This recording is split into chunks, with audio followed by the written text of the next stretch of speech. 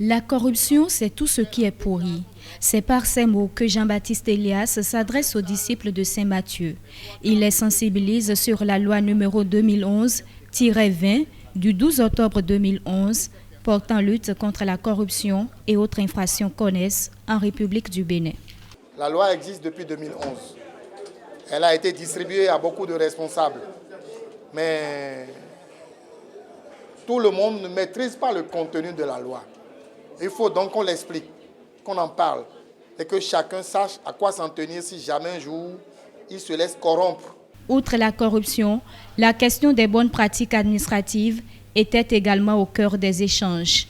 Ici, l'objectif est de former des agents de l'État exemplaires capables de répondre aux attentes des populations. Généralement, les bonnes pratiques administratives, c'est tout ce qu'il faut faire et tout ce qu'il ne faut pas faire de manière à mettre l'usager au centre des préoccupations afin qu'il ne se sente pas mal, l'usager, afin qu'il soit heureux d'être passé dans les services.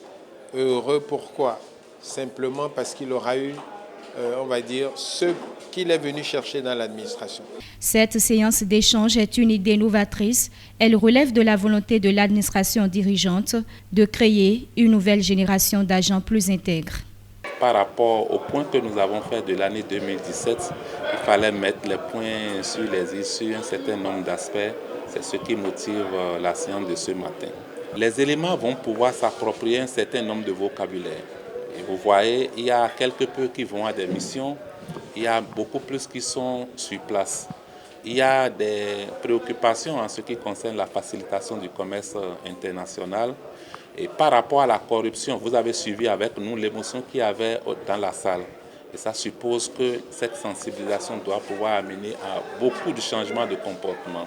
La douane béninoise entend désormais mettre les bouchées doubles pour la satisfaction de sa clientèle.